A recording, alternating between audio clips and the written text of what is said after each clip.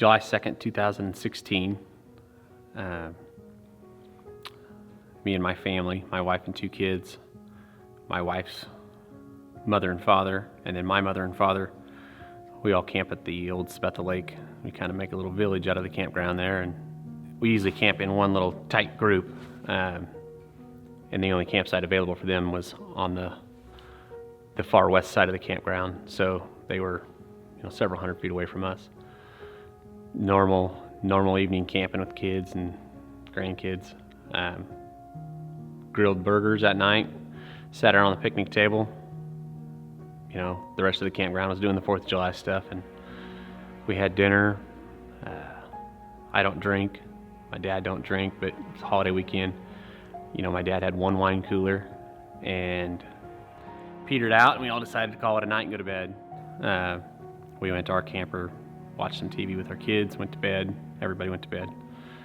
We had just laid down. I think I had just drifted off to sleep, and somebody was beating on the door. I genuinely thought our camper was on fire, and I instantly recognized the tone. It was my mom.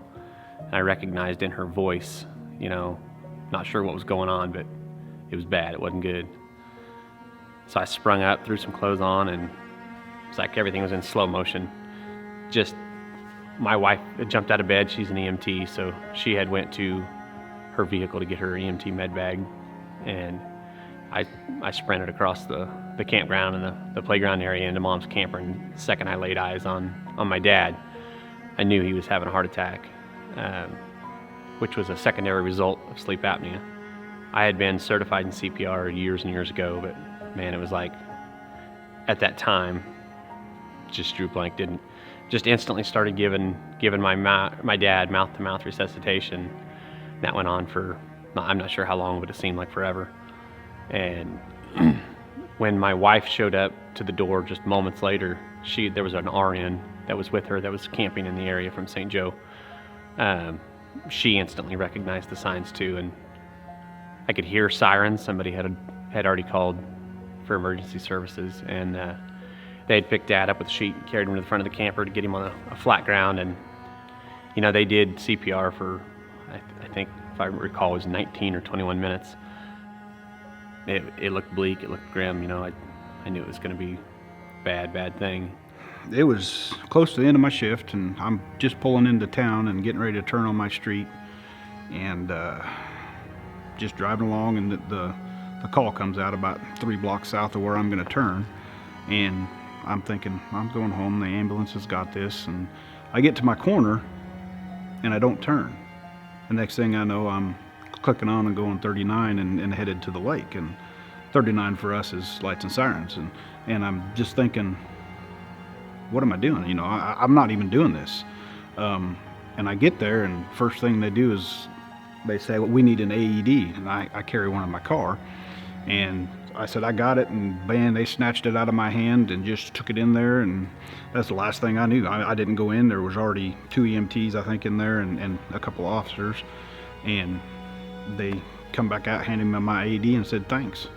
Kenny showed up, and just like a script was written, he jumps out of his car, gets an AED out of the trunk of his car, and runs up and just, probably not physically throws it into those nurses and EMTs. So my wife and one of the other EMTs from Sabetha EMS, they put it on him, and it recognized a pulse that was shockable, and they put the AED to use. There's hundreds of them around that never see use, and that one worked. I've grown as an officer over the years, and I try to let the Lord lead me in everything I do in my law enforcement career now, and the one verse of which I carry it with me, it's on my phone, but it's Colossians 3:4. When Christ, who is your life, appears, then you also appear with him in glory.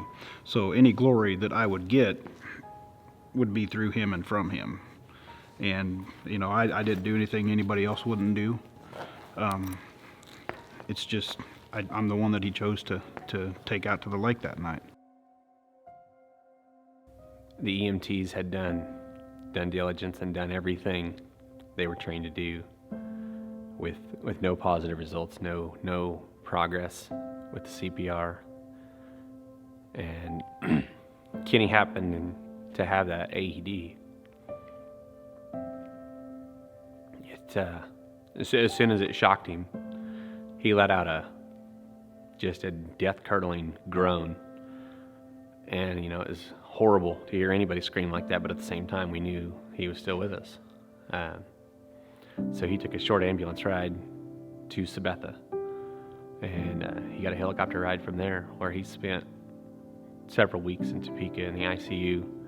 He was unconscious for some time, and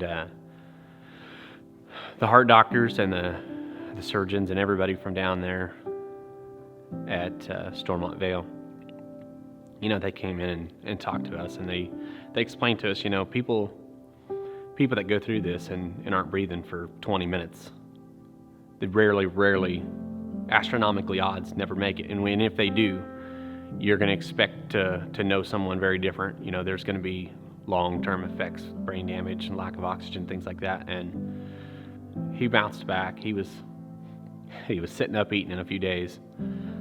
And they had heart doctors and neurologists and people that were just completely blown away that not only was he alive, but he was able to sit here and talk like you and I and live a full life. Whatever guided Kenny to be there that night, and having that AED in the trunk of his patrol car, is that we were able to enjoy Dad for 2 more years.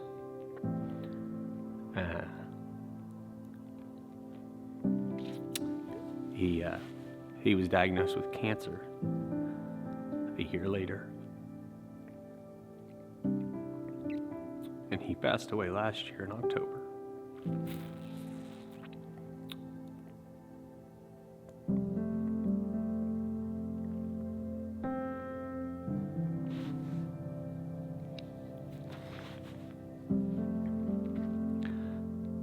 But we got to enjoy him for 2 more years, and Kenny was a great guy before any of this. But Kenny's as honest as they come, and I've known Kenny for 30 years, and he has always been the guy that'll just do the right thing. The law enforcement presence in Nemaha County and surrounding counties, they're great people. I enjoyed the 10 years that I had the pleasure of serving with Kenny and all the other great law enforcement officers in the area.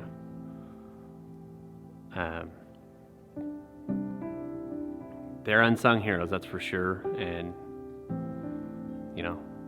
maybe sometimes people see them in the rearview mirror and not real happy with why they happen to be having a conversation with them that time. But they're there when it matters. And Kenny's one of those guys that you'd always like to have on your side.